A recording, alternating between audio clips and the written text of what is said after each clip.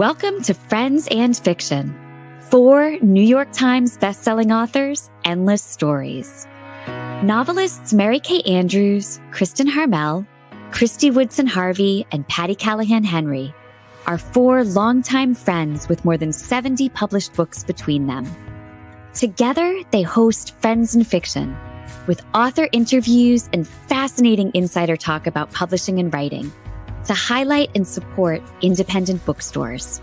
They discuss the books they've written, the books they're reading now, and the art of storytelling.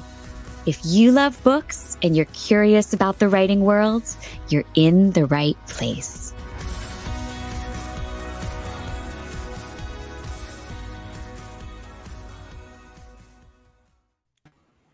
Hello, ladies. Good to see your smiling faces again. It's been a long break. This is great to be back. So it is Wednesday night, and it is time for Friends and Fiction. We are so glad to be back with you live, kicking off our spring-summer 2023 season after a 2-week break. So let's get rolling because we have 2 amazing guests to get to tonight and lots to celebrate. I'm Kristin Harmel. I'm Kristy Woodson Harvey. I'm Patti Callahan Henry. And I'm Mary Kay Andrews. And this is Friends and Fiction, 4 New York Times bestselling authors, endless stories to support independent bookstores, authors, and librarians. Tonight, we'll be welcoming our friends Brenda Novak and Alka Joshi. Now, we usually start the evening off with a few announcements, but tonight we're going to do things, we're going to switch it up a little bit because we're catching our friend Brenda Novak in the middle of her tour. And P.S., she's driving around the country in her Airstream. And she's got a hard out. There it is. Isn't it cute? Yeah. At 7:20 tonight. So let's get right to Brenda. After we chat with Brenda, we will do a bit of catching up among ourselves and with you before we welcome our second guest of the evening, Alka Joshi. So without further ado, let's welcome Brenda, the New York Times and USA Today bestselling author of several novels, including Summer on the Island, The Bookstore on the Beach, and the just published The Seaside Library. I love how it says several, like she's written like 7. You know? When she's written, I don't know. We're going to have to ask her when she comes. Yeah. Brenda's novels have won many awards, including 8 Rita nominations, the Book Buyer's Best, the Bookseller's Best, the Silver Bullet, and the National Reader's Choice Award. Brenda and her husband, Ted, live in Sacramento and are proud parents of 5 children, 3 girls and 2 boys. When she's not spending time with her family or writing, Brenda is usually playing pickleball or raising funds for diabetes research in honor of her youngest son. So far, Brenda has raised $2.6 million for this incredibly worthy cause. Sean, can you bring Brenda on? Hey, Brenda. Hi, Brenda. Hi, Brenda. Thank you for having me tonight.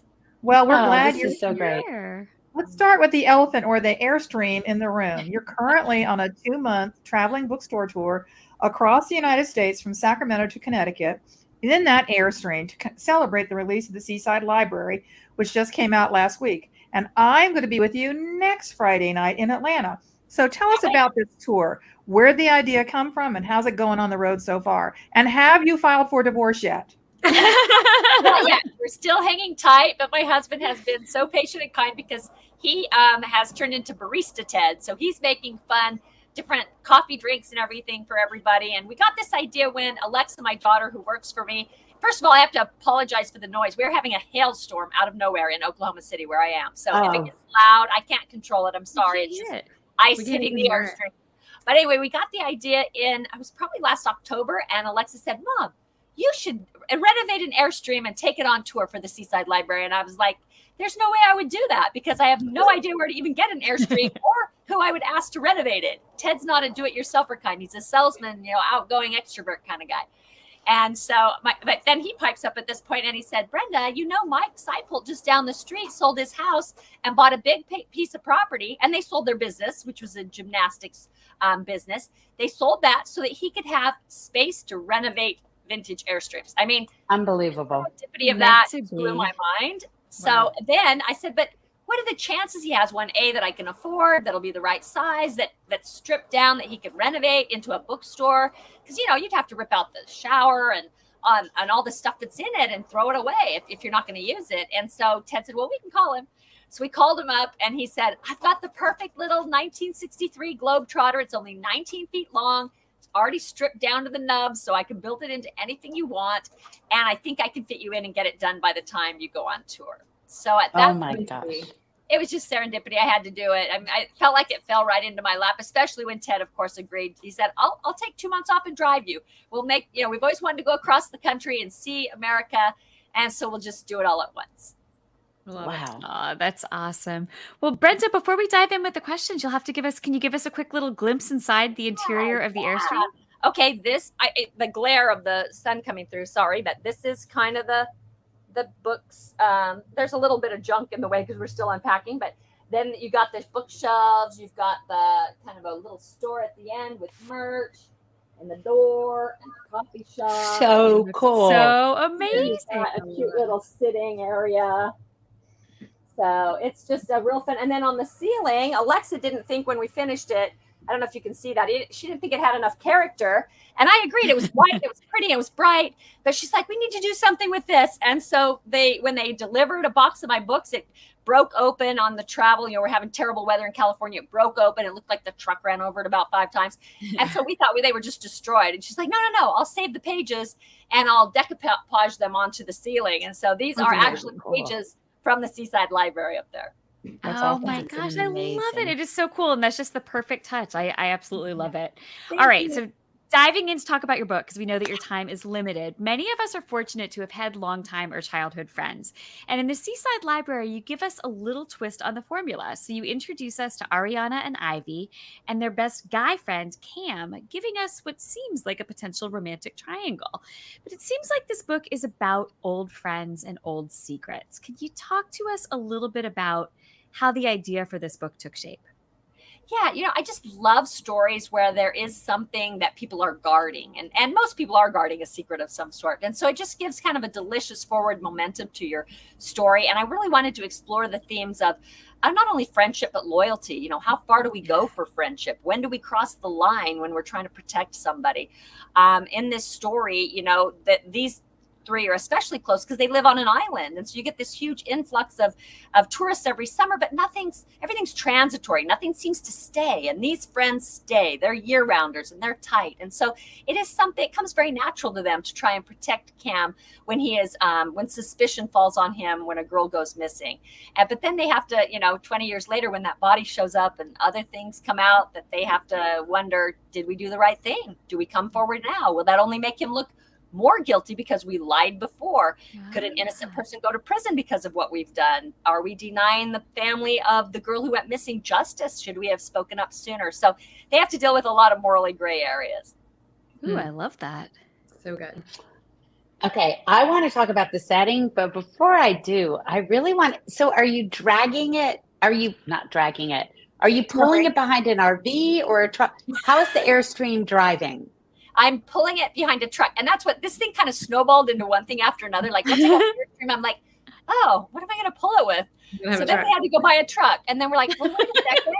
The books are going to get all wet when we travel. We better get something to go on top of the truck. So then we got a shell. And then we're like, oh, wait, now you need mud flaps because you're going to throw rocks up on your trailer. And so it's so funny, the laundry list of things. Oh, my gosh. Buy. And I'm like, okay, well, if anybody wants to rent an Airstream for their next tour, you know where to come. Because I could see that it doesn't have, there's no steering wheel. It's like, so there's something else involved, too. Yeah, so basically that we're pulling behind it. And then my husband, those signs in the window that you guys showed that picture, I nixed that. He goes, I'm going to get some signs that say honk if you want to buy a book. I'm like, no, absolutely not. Like, that would embarrass me. No. And then he pulls up in front of our house and he has these bright yellow signs with that wording on it. I'm like, no. So I haven't let him put them out. Picture. But, so I'm like, no, he's an extreme extrovert. Like, he will talk to anybody. He looks for people to talk to. I'm the type of person that gets on the plane and I look at my computer so I don't have to talk to anybody because I'm shy. Oh, it's so cute though. And Yeah. obviously, we have to buy your book this week so you can climb out of the financial hole you've climbed into Right. by buying like Yes. the Airstream, Right. the truck, A lot of flaps. Yeah. Right. I think it was the mud flaps that probably put you over the edge. Yeah, I'm just and gonna the guess. generator, or maybe it was the coffee machine. Those were $4,000 each, and we had to get two because you have to have redundancy. One already broke, so I'm like, yeah, this has been a long laundry list, but it's been so much fun, and people are so excited when they see it. Oh my God. Canyon, Texas, yesterday when I had my signing. It was so funny just to see people walking off the street and like, what are you guys doing? I mean, I had several guys buy books, which was kind of fun for their girlfriends or even for themselves. I love that. Oh, it's awesome. So let's get back to the book. So your descriptions of the setting, Mariner's Island, are so evocative. I need to know, is there a real Mariner's? And if there isn't, where was the inspiration so I can go there? And were you able to spend any time there? Yeah, well, I interviewed Nancy Thayer for my online book group, so I traveled to Nantucket to do it. And I had never been to Nantucket, and I absolutely loved it. I mean, everybody who goes to Nantucket loves it. That's why so many authors write about it. But there were so many authors, as I said already, writing about it. I really didn't want to write about Nantucket. I didn't feel like I could be an authority on it after visiting there, for a week. So Yeah. I wanted to do something similar, set in a similar location, so you still get that sense of being cut off if it's stormy in the winter and the supply boat's not being able to get through. Like, I liked all of that, and I liked the changing of the seasons, but I didn't want to use Nantucket exactly. So I created my own. This is a fictional island set near Martha's Vineyard and Nantucket so that I could capitalize on all the cool stuff that happens there, but also put my own spin and touch on it and have, Love it. place businesses where I wanted them and stuff. Oh, I love that. Yeah, I was curious.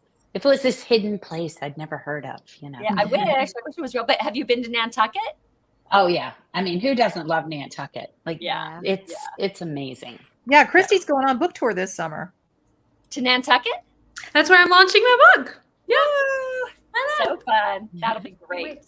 And I was there last summer. Maybe last summer. I don't know. The time slips away. Yeah. Okay. Let's go back to the book. Your fiction career, Brenda, started with historical romance, and then you've expanded into writing straight romance, small town contemporary, romantic suspense, and women's fiction, which is how you categorize the Seaside Library. Do you have a favorite genre?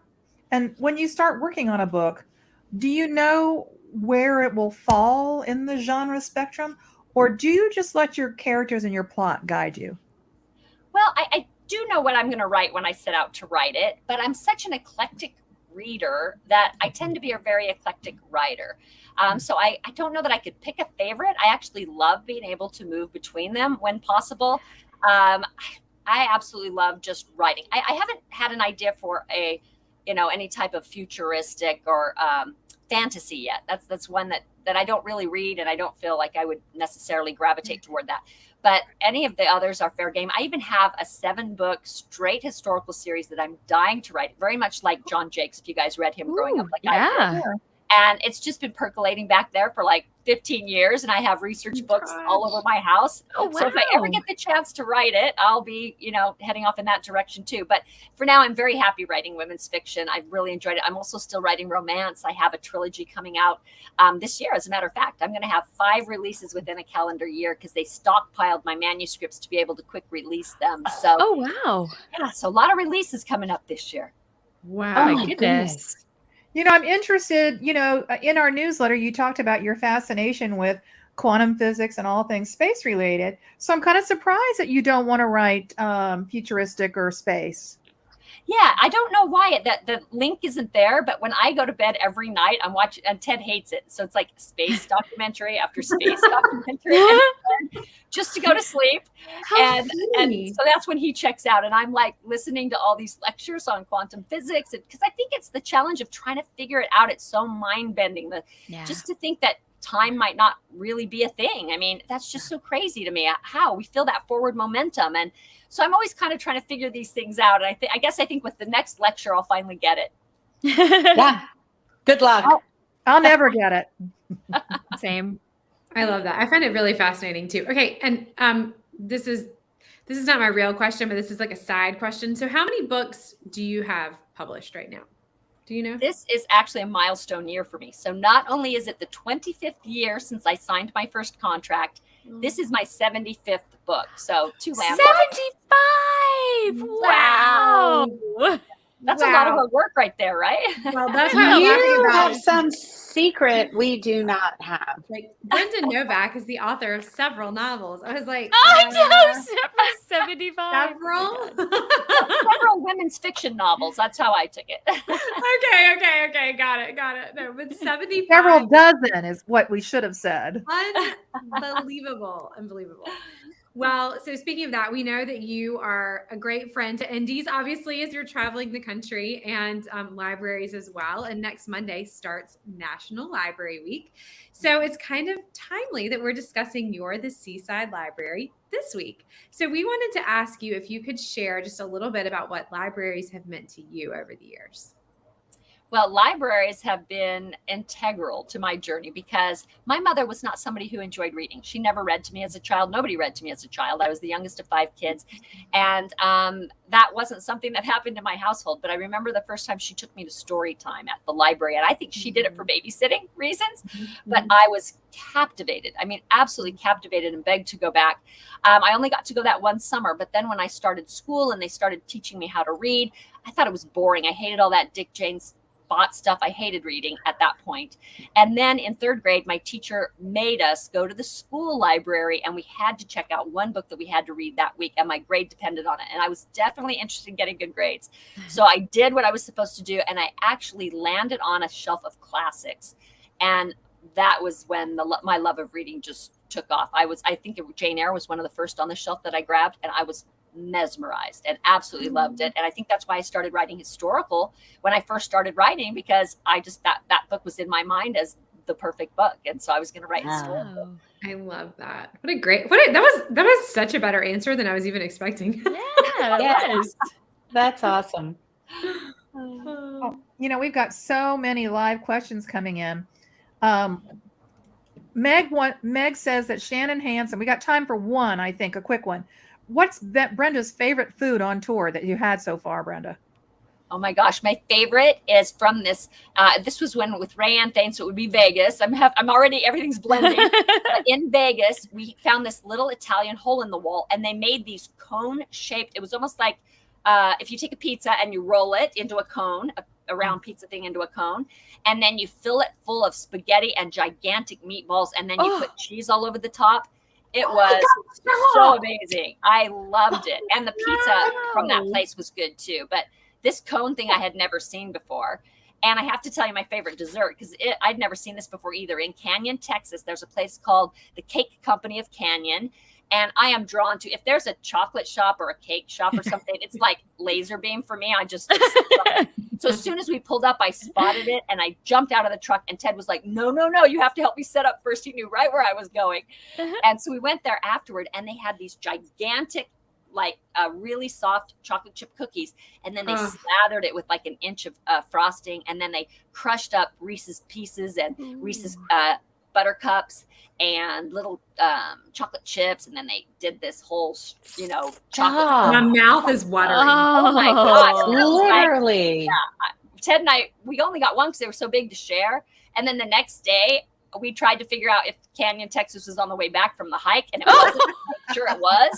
And so we went and got another one. So I would recommend both of those things. Okay. Sugar bomb, man. Wow. Sugar bomb. Okay. I have the biggest sweet tooth on the planet. I really do. I don't know. I might have one bigger.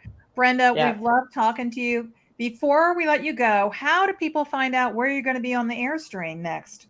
Yeah, well, there's an events tab on my website. So you can go there. You can also pre-order to get a whole tour package, which is a cute tote that has the Airstream on it and some other goodies inside, along with the signed book. We pass all of our sales. Those are just pre-orders. We pass all the sales for each stop onto the indie that we're visiting. So it's just a way to, for people to pre-order, and we know how many to carry along with us. There's already been one mishap where they didn't get books, so it was a good thing we had them. So it's kind of a good way to go, just to keep everybody prepared and on their toes. That's great.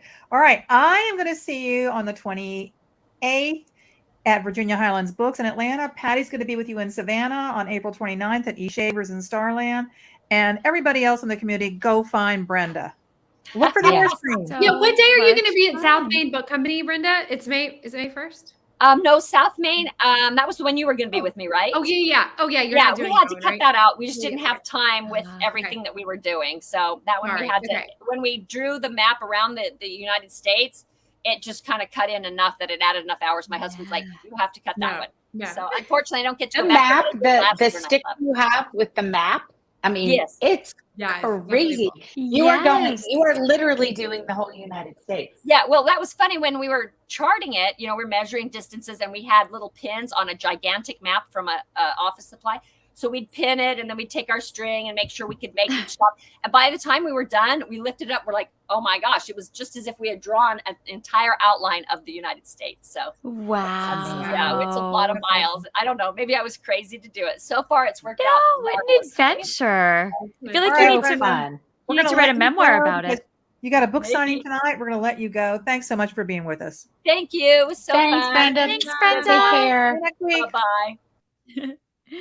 All right. That was great. Gosh, what a fun idea. We really should rent that Airstream from her and do like a Friends in Fiction book tour, right? Maybe Oh her my husband will gosh. drive it for us because I don't think my husband will. That would be So amazing. the other day, little Will was like, Mom, when I get my permit, can we get like an RV? And he said, this was his idea. He was like, you guys I'll drive you and you can have it wrapped for Friends in Fiction. And he was like, instead of being on the computer, you guys can drive to wherever your guests are and do signings. And we can I set up love it. we can set up a Friends in Fiction studio in the back of the RV and we can do all the interviews. Oh my in that God, I RV. love And I it. was like, Brilliant. I like this idea. This is a good one. I'm in. I'm in. Except for I a think it's 16-year-old driving an Airstream across the country. That gives me palpitations. Yeah, but I think it sounds super He'll be fun. a great driver. I'm not worried. I'm sure he will be. You will. Okay. All right. So we are excited to get to Alka Joshi, but first, a few quick messages from us, and then we're going to be doing a special toast. So make sure to grab your beverage of choice to join us. So you know that we're here to bring you incredible authors, like just a minute ago, hot reads and fascinating interviews, all while supporting independent booksellers. And one way that you can help us support indies is to buy from them when and where you can, or to visit our own Friends in Fiction bookshop.org page. So we have our whole own bookshop on bookshop.org. And there you can find every guest we've ever had, including Brenda Novak's and Alka's books, and also, of course, ours. All at a discount. Yay. Well, you hear us talk about our amazing Friends in Fiction official book club with Brenda and Lisa every week. So make sure you join their Facebook page so that you can be there next month on May 15th, live at 7 p.m. Eastern, when they will be joined by our friend Jennifer Robson to discuss her new novel, Coronation Year. And of course, we have our Writer's Block podcast that drops every Friday. We'll always post a link to the newest episode on our Facebook and Instagram, or you can find it on all major podcasting platforms. On our most recent episode, out now, Kristy and Ron talked to J. Ryan Stradall about his new novel, Saturday Night at the Lakeside Supper Club. Coming this Friday, Ron and Patti will be talking to Zoe Fishman about her book, The Fun Widows Book Tour. So listen, review, subscribe, and share with a friend if you like what you hear. And just a quick reminder of our Friends in Fiction Firsts subscription box from independent bookstore Booktown in Manasquan, New Jersey. Each of the four of us has a new novel out in 2023, beginning with Patti's The Secret Book of Flora Lee in, you guys, less than 2 weeks. I bet, Patti, I bet you didn't realize. I bet you haven't been counting. Oh, I didn't know it was thinking 1 about week it. and 6 days. Yeah. I didn't know. And like how barely many on the radar. seconds exactly. So if you order now from Booktown, you will get signed first editions of all 4 books, beginning with The Secret Book of Flora Lee. They all ship the week they come out, plus the exclusive tea towel that says dinner could wait. It's time for Friends in Fiction. Find out more at booktown.com. And you can also catch us live as a group 6 times this year so far.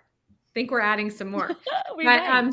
we're having so much fun. We just have to keep going. Maybe we do need the Airstream. We Brenda need will it. call I you. know. It Yeah. might have made sense, to be honest. Yeah.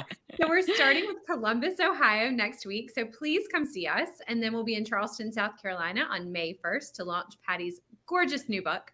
Huntsville, Alabama on June 6th for Kristin's gorgeous new book. And then Tampa, Florida on July 20th for my launch. Beaufort, North Carolina on August 1st for a breast cancer fundraising brunch. And Darien, Connecticut on October 4th for Mary Kay's launch. So if you follow us on Facebook and Instagram, and if you are subscribed to our newsletter, you have already seen the recent news of our fabulous new swag. My hoodie is on the way. But tonight I'm here to remind you that the ordering deadline for these cute new tees, hoodies, and sweatshirts is coming up this Sunday. Post it for you. But act fast and get those orders in now. The tops come in a variety of colors and range in size from extra small to 5XL.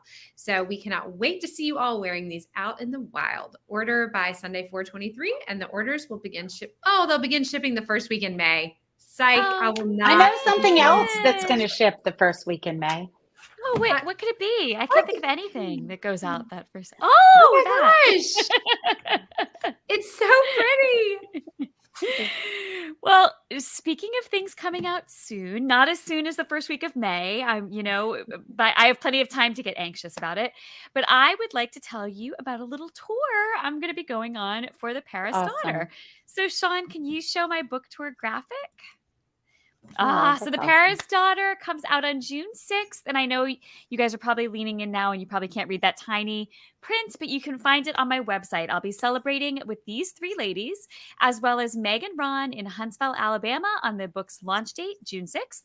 Then it's on to Atlanta, Greenville, South Carolina, Pawleys Island, South Carolina, Cape May, New Jersey, Tampa, Orlando, Cleveland with Ron Block, Providence, Rhode Island, and more. So you can find the whole tour at kristinharmel.com/events. And one more fun thing to share, you know how we love supporting independent bookstores. We talk about it all the time. Well, if you pre-order The Paris Daughter from any participating independent bookstore between now and May 16th, you will get this amazing tote bag absolutely free while supplies last. So you can find the whole list of stores at simonandschuster.com, but you actually have to find the specific link, and it is linked right from my website on the Paris Daughter page, or it's also on my Facebook page, and I'll also add it to the Friends in Fiction Facebook page tonight.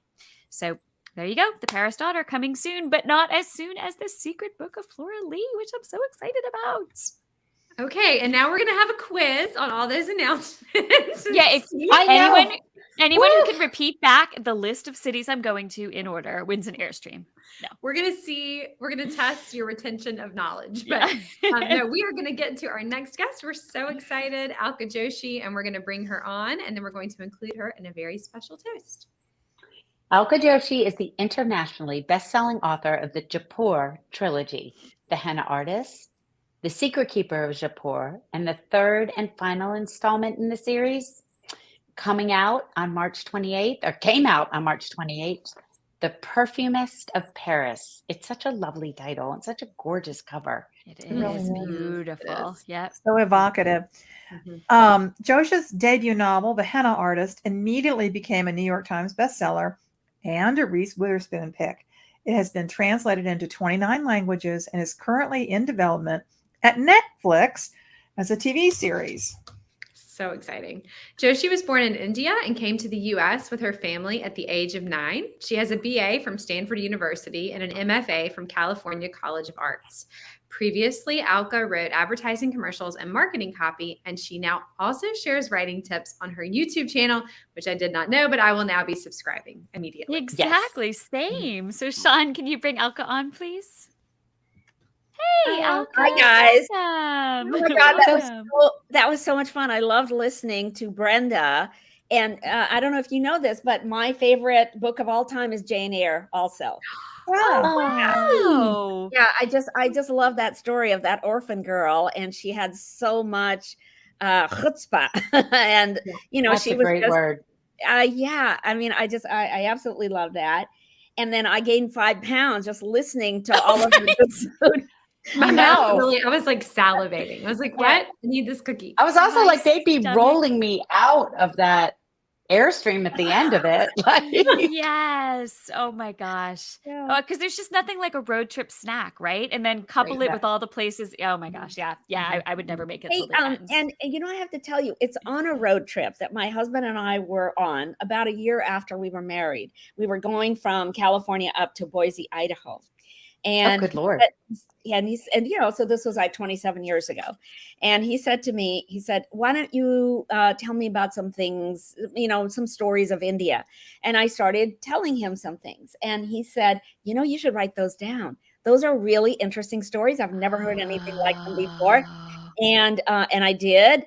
And and then I put that away for 16 years.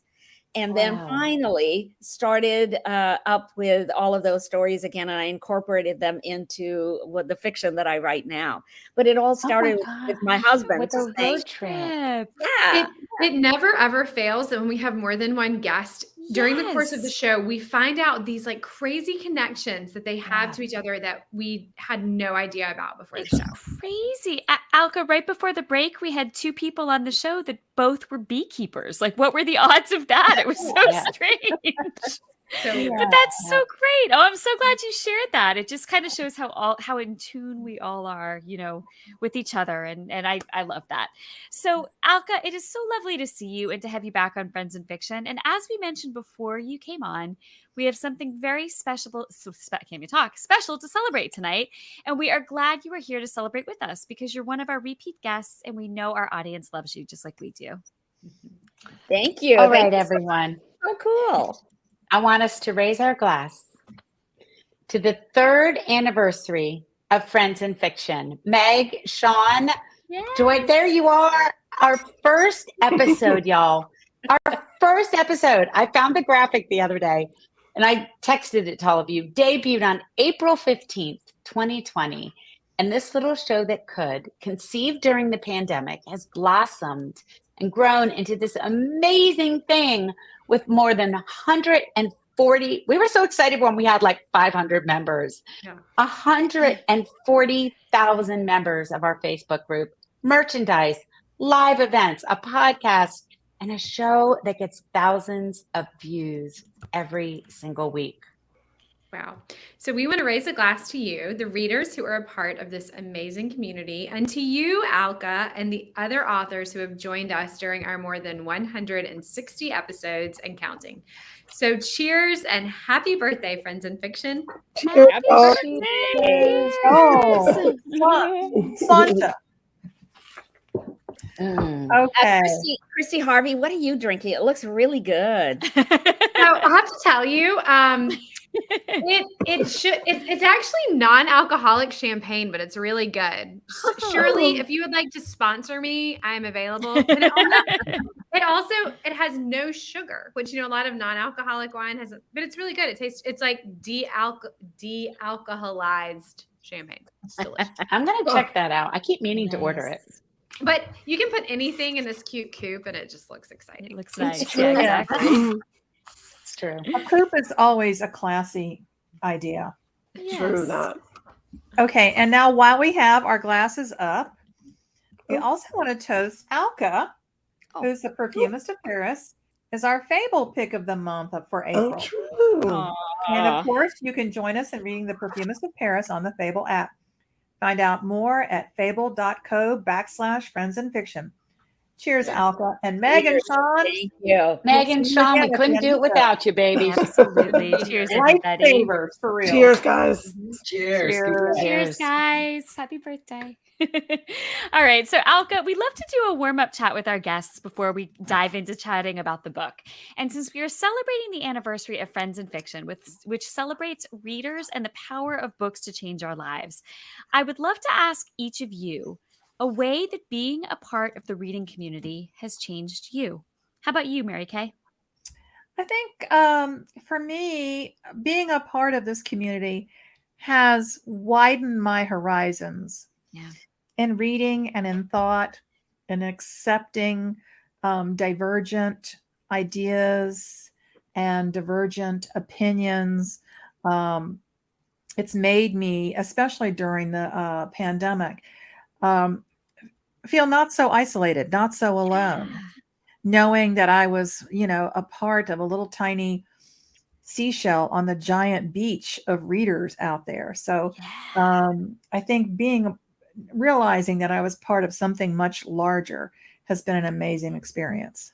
Oh, that's so well put. Absolutely. How about you, Kristy? We should have discussed this before, because that's what I was going to say, kind of, except not as eloquently. I got it So first. I'm like, now I need another answer, because hers was so good, a tiny seashell. No, but I will have to agree, though. I have read so much more widely. I think, we, through college or grad school or whatever, we do all this reading, and, we're assigned all these things, and then, we find something that we like, and that's kind of what we tend to stick to. And I think through Friends in Fiction, I've read so many books that absolutely loved that I never would have read. And I do think, kind of echoing what Mary Kay said, books are proven. I mean, it is proven that books do make us more empathetic. They make us understand people that we will never know in real life, that we will never walk in their shoes, that will never, live their lives. I think they make us understand other people and their thoughts and their ideas in such a larger way. And so that's been, something that I think has always been a part of my life, but maybe it brought that forward in my adult life in a much bigger way. And I'm really grateful for that. I like that. How about you, Patti? I mean, exactly what they said. And I will add, I've read books I wouldn't have read. I've gotten to interview and talk to authors that I've been admiring from afar. But as far as the reading community in general, I have to say that we did meet some of our readers when we went on the road before COVID, before Friends in Fiction. Yep. And one of the things that has really touched me and the power of the reading community has been Friends in Fiction have almost, in a way, put a face to who we are writing for. Ooh, good point. Right? It was always this, in many ways, a very nameless, faceless reader. And now those readers have all come together, 150,000 of them. And seeing what they read and how they talk about books, this kind of nameless, faceless reader now has this kind of face behind it. And I love that. That is such a good point. And how about you, Alka? I have been really moved by the generosity of readers, people who will take the time to actually write to you, to come up to you at a signing, to DM you because they liked something about the book or they liked something about what you said. And I don't think had experienced anything like that before. That readers are, when they love something, they really love something, and they show us in all kinds of ways. And I love that. And I think you guys are doing exactly that by, passing on your generosity to readers by telling them, hey, here's a book you might be interested in reading. So I appreciate your generosity too. Thank you. Oh gosh, thank you for saying that. Well, the pleasure is ours. I mean, we're nothing. I mean, first and foremost, I think we're all readers, and we get such joy out of finding books we love, like The Perfumist of Paris, and being able to share them and tell other people that they'll love them too. So, I think it's just it has given us, as you all said so much more eloquently than I'm going to. It's just given us connection. It's given us a way to connect with people, and in doing so, maybe to learn a little bit more about ourselves, which I hope then we all channel back into our fiction. So, Patti, you were saying it kind of, we now have a face for what used to sort of be, the entity, the general entity of readers. But to me, they're a part of our fiction now too. They teach us things about ourselves that get channeled into our work. So it's one big happy community that I think lifts us all up. So, all right, enough about that, Alka. It's time to talk about your book, which we're so excited to discuss. Right. This book is the third in the Bestselling of her trilogy, which began with The Henna Artist, your debut novel, which a little lady named Reese Witherspoon picked. Could you tell us a little bit about this book, The Perfumist of Paris? And what was the original inkling for this idea of Radha's story here? Well, the whole notion of The Henna Artist was a woman who is suddenly foisted upon this 13-year-old sister she didn't know she had. It's foisted upon her, and she has to try to raise her. So because that book took me 10 years to write, I had written the forward stories of each of the major characters. I knew where they were going to go, whom they were going to live with, where they were going to live, whether they were going to have children. I had written all of that out by the time I finished the last draft of The Henna Artist, the 30th draft of The Henna Artist. So what I wanted to have happen is that in the intervening 19 years, can we come full circle to that 13-year-old girl from The Henna Artist, who is now 32, and she is in Paris in 1974. She has 2 young girls, and she loves being a mother. She loves being a wife, but there are other things that she also wants. She wants a career. She wants to have something that's just her own, that she can excel in, and have the time and flexibility to do that. So now she is sort of in the same position that Lakshmi was in all those years ago. She has to fight to do the kinds of things that bring her joy. And I also think that in The Henna Artist, you know, she was a rebellious teenager. She ended up getting pregnant and having a baby with the son of Lakshmi's closest and largest patron. And so that led to Lakshmi's downfall. And I think I'm also trying to explore in The Perfumist of Paris how Radha has made up for that transgression. Has she suffered as a result? Has she apologized? Is there any retribution, due? So I wanted to, really make sure that these sisters, that their story sort of comes full circle and they have a chance to be together again in the 3rd novel. And let's see where they are with one another. I think it's great that you were able to map that out ahead of time. Yeah. Knowing where Radha was going to end up. I don't know that I would have been capable of doing that. I know, right? That's out of my wheelhouse. And I didn't know anything, but I didn't. Also, when I wrote my trilogy, I didn't know it was going to be a trilogy. But you always assumed that, right, Alka? No, I never knew it was going to be a trilogy. No. Because after the first book was sent off to the printer, then I started working on another novel, which is going to be my 4th novel. But one of the characters, the voice of Malik, who is an 8-year-old boy who helps Lakshmi with all of her henna art, he just came in really strong. And he just said, why don't you write my story? Because you have all that information about me that you cut out of the first novel, in all of those drafts. And so I would really like you to tell my story. And I did know so much about him. So that's when I started writing that. My agent took the 20 pages that I had written, sent it off to my editor, and my editor bought it right away. This is before The Henna Artist was even in the stores or in libraries anyway. So then I started working on that book. And then as that one was going to print, my editor said, do you have anything? You have any pages you can share with us? I said, no, I am so busy writing and promoting. I can't do it. And so she said, well, send me a couple of paragraphs. I sent her a couple of paragraphs, and then they bought that one before the second one was even printed. So I had no idea that any of this was going to happen. But I am really delighted that it turned into a trilogy, because then I did get to sort of say, okay, here's where so-and-so is 20 years later. Here's where so-and-so is.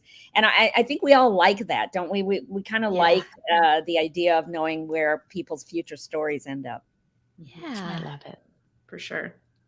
Well, we already knew from your previous novels how well you evoke the smells and tastes of India, but here you immerse us very fully, not just in the intricacies of French relationships and power dynamics, but also in the art of perfume making. So what made you decide to make Radha a perfume maker? And can you talk to us a bit about the research you did to get these things so right? Yeah. So what happened is that, Radha had been in the first novel very good at mixing Lakshmi's henna paste. And she could make it silkier and finer than anything that Lakshmi could do. And even Lakshmi acknowledged that. So I knew that Radha was going to go into a profession where she gets to mix a bunch of ingredients and see how they interact. She was either going to be a cook or she was going to be a perfumist. And as long as she's in Paris, why don't we choose the more glamorous profession?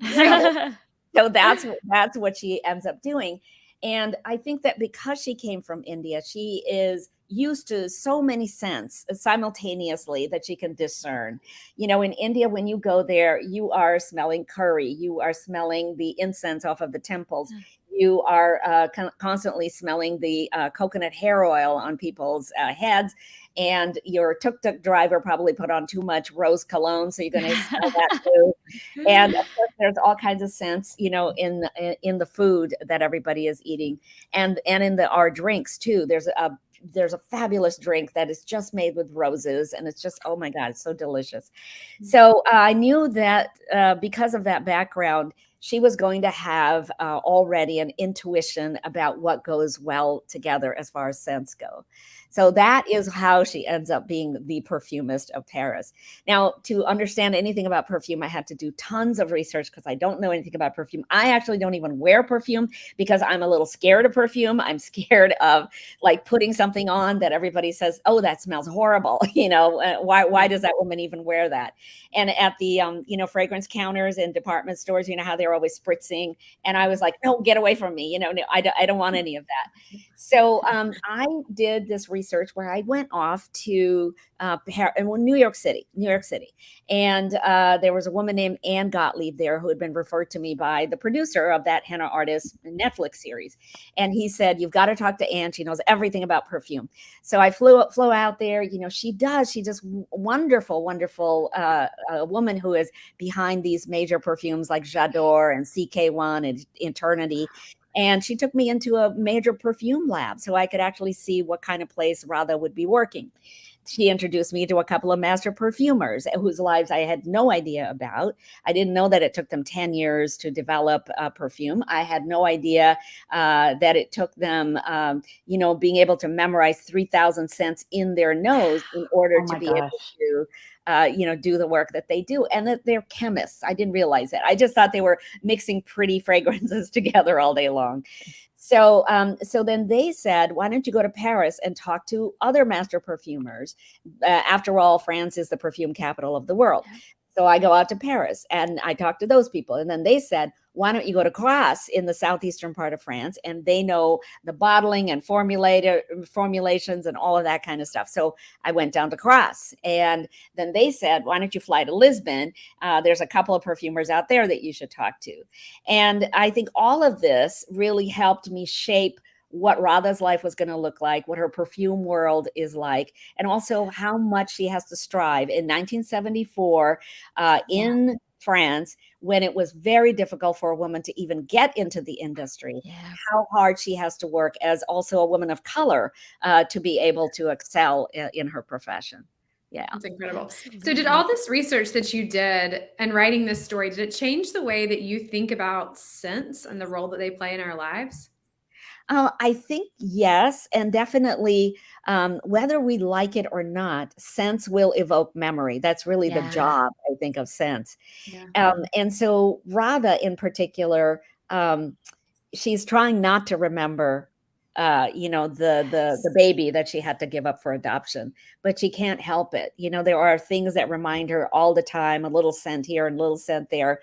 And it's important for her to not negate that part of her life. And I think this is something that she comes to terms with by the end of the novel. Sure. Yeah. Do you have a favorite scent, like a favorite floral scent or food scent or something that evokes for you? Yeah, for me, it always has to do with the scents of India. So sandalwood oil is something that, we use all the time in our temples because it's a very calming and soothing scent. That's definitely something that you want. The second scent I really love is cardamom. And Oh, we use good that, too. of course, in our chais every day. So you want to use a little bit of cinnamon, a little bit of cardamom, some cloves, and some black pepper.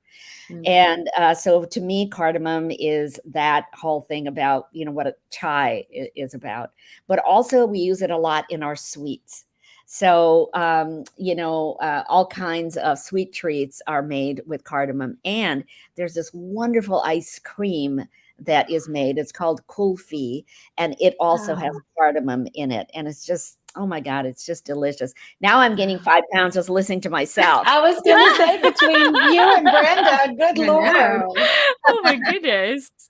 Oh my gosh. I was in my first life, I was a nurse. And when you're a nurse, you're not allowed to wear perfume because it might, it could be offensive and so I'm like you, Alka. I've always been scared to pick a scent, like a signature scent.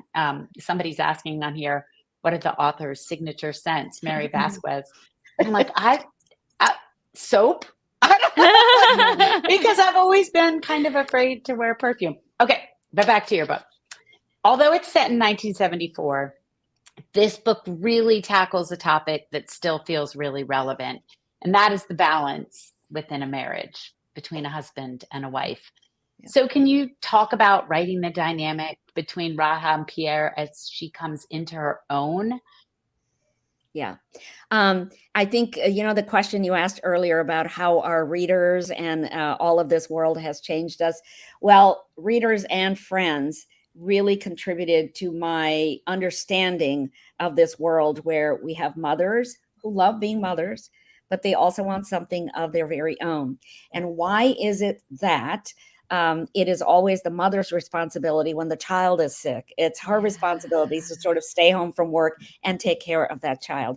Why is it automatically assumed that, let's say, if the in-laws are coming to visit, that it is the wife's responsibility to make sure that, the house is clean, make sure that there's enough food, and, what are we going to eat the whole time? Why is it always assumed that a woman has these certain roles? The only thing the guy ever really has to do is take out the trash and bring home some money. And so I think that because I've heard that over and over and over from friends and then from readers, I wanted to have Radha deal with these same kinds of issues herself. In 1974, she's dealing with them. And I think the question I want to ask is, are these still the same issues that we're dealing with today? And the answer is yes. Yeah. And so in the intervening 50 years, what has changed? I think that women are allowed to be in the workplace in lots of different professions, but they're still expected to have that job when they come home, the job that says, I have to take care of the rest of the family. And of course, I'm saying that's not fair. It's not right. And what are we doing about it? So. Yeah, absolutely.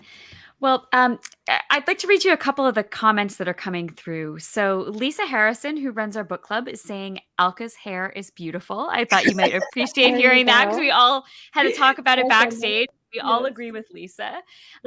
Sharon Carlson Person is saying, Alka, you have the best jewelry. I love it. And Diane Clark is asking if the books in the series can be read as standalones. What do you say to that, Alka? Yes, I wrote them as standalones. You can always read them separately. I think the experience is much richer if you read them sequentially. But yeah, you could read The Perfumist of Paris and never have read the other books, and you will totally understand what's going on. In fact, I really hope that what people will do is to listen to the audiobook at the same time that they read the book, because there, a lot of readers are not aware of how things are pronounced in Hindi, and The Perfumist of Paris also has a lot of French words. So when you listen to the audiobook, and I have such a fantastic narrator who does these books for me, when you listen to the audiobook and you read the book along with it, it makes a lot more sense, and you can sort of hear the characters' voices in your head. Absolutely. All right, Alka, before we let you go, where can our viewers find you on the road and online? I know your book came out a few weeks ago. I'm not sure if you're still touring at all for it, but I know certainly you and I have done events before. I know you're always great to catch live on the road. Well, my book tour is almost over. I have 2 more events left. It's been an exhausting month. I'm really tired, and I wish I had an Airstream, to drive around. But I am off to Europe for the next month to do research for book number 4. So that's taking place in Delhi and also in Prague and in Florence and Paris and Barcelona. So I'm going to be researching for most of that month. And so then after that, I am back home again. And I would love to resume all of the Zooms that I did. I've done like 900 Zooms so far with book clubs. Yeah, from the last 3 years, because the first 2 were published during the pandemic, so I had no option. But now I've sort of gotten used to the Zooms, and I love doing them. I just love it. So yes, you can always find me at alkajoshi.com, and that's where I have posted all of the events that I'm involved in. Wonderful. Awesome. Well, Alka, thank you so much for being with us tonight. We loved the book. And gosh, if you need 4 assistants on your research trip, we're really good at like writing things down. And you know what we're really good at is I was going to say trying the food and then reporting back. We'll all volunteer. All right. Well, thank you so much, ladies. I really appreciate it. Kristin, Kristy, Mary Kay, and Patti. Thank you so much. Great love to having see Love seeing you, Alka. Love so seeing you. much. All right. So you can find all of our back episodes on YouTube. We will be back here next week with Jocelyn Jackson, though sadly our friend Brenda Janowitz, who is supposed to be with us, will not be able to join us due to the unfortunate, very sad death of her mother. So we are all sending thoughts of peace and love to Brenda and her family. We hope you'll consider picking up Brenda's book, which is new this week, and she's not able to be out touring it. It's a great book. I hope you'll think about doing that. And we are looking forward to seeing all of you again next week. So thanks again to Brenda Novak and Alka Joshi for joining us tonight.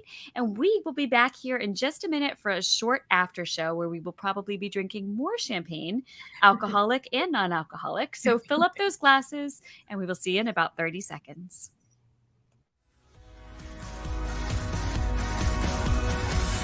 Thank you for tuning in. You can join us every week on Facebook or YouTube, where our live show airs on Wednesday nights at 7 p.m. Eastern Time. Also, subscribe to our podcast and follow us on Instagram. We're so glad you're here.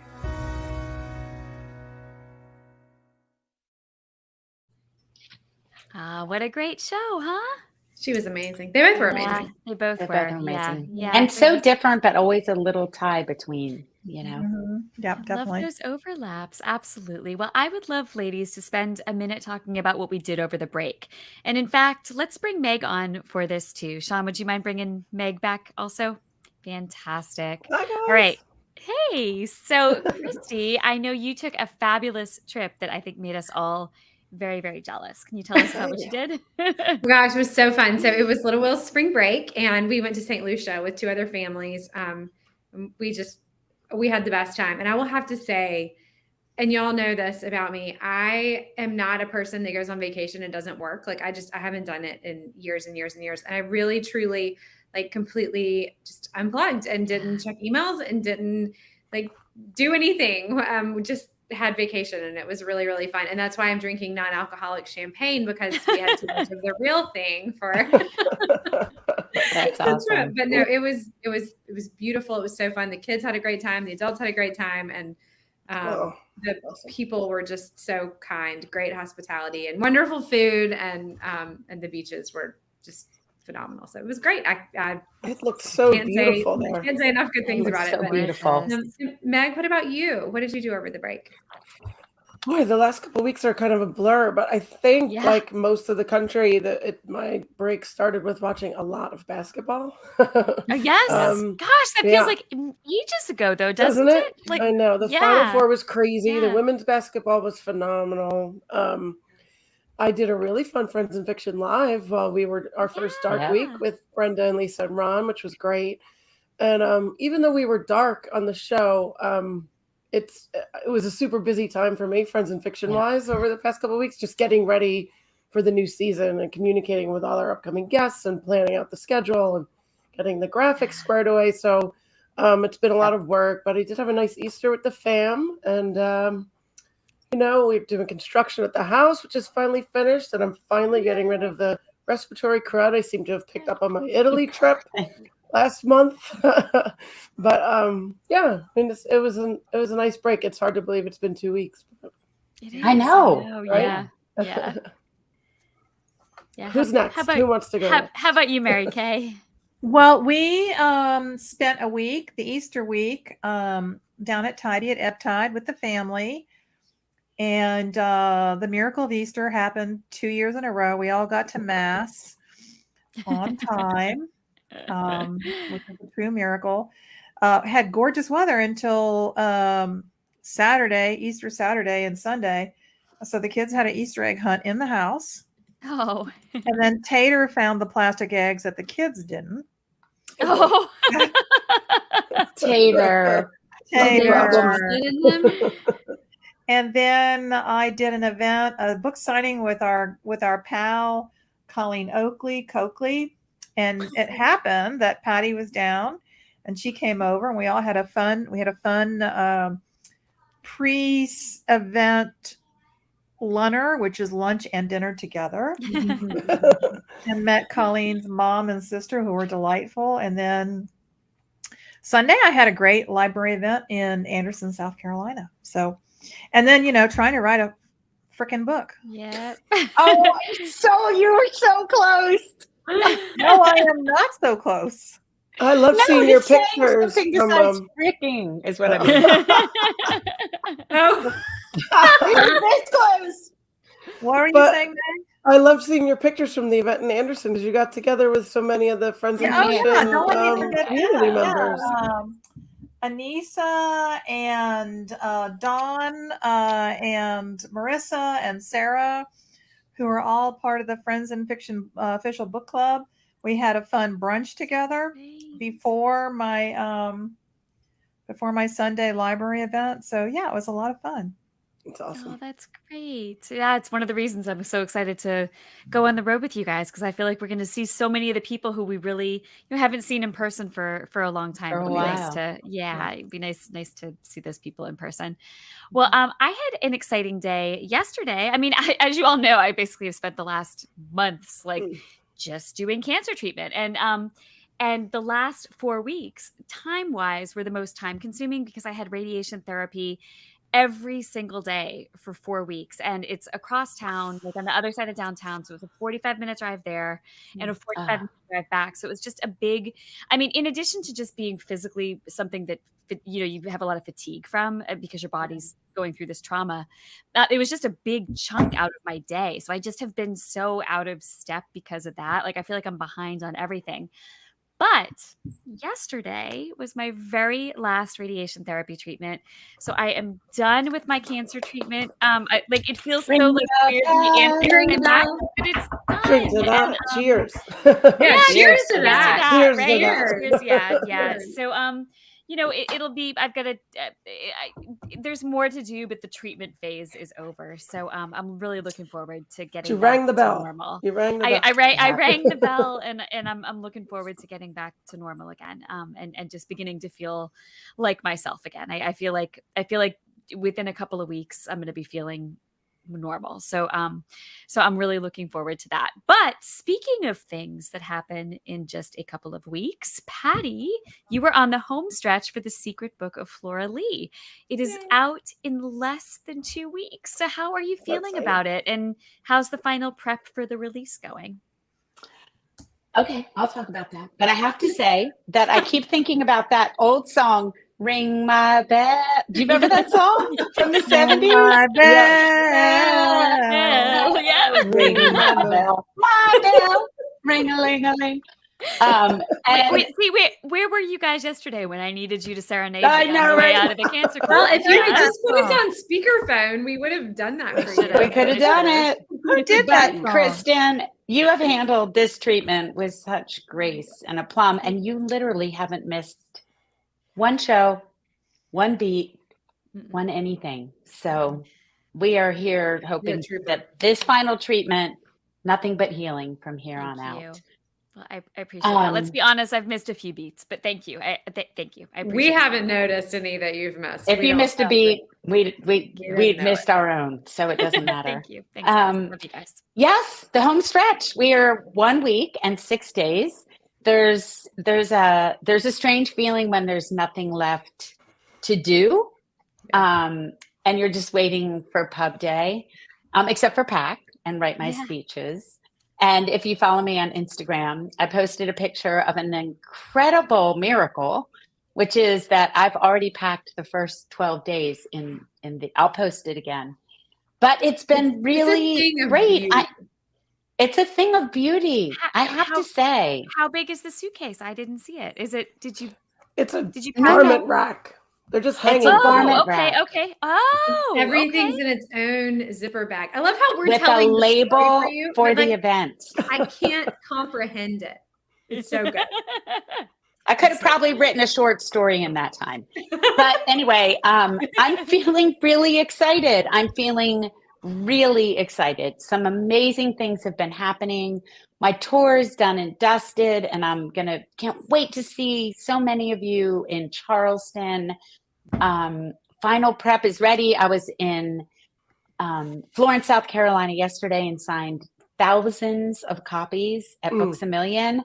And it just got me so excited for this story that I have been holding on to for so long that is finally here and getting to put my name on it. So thank you everyone out there for all your support and the people who got lucky enough to get advanced copies, that you've been so kind.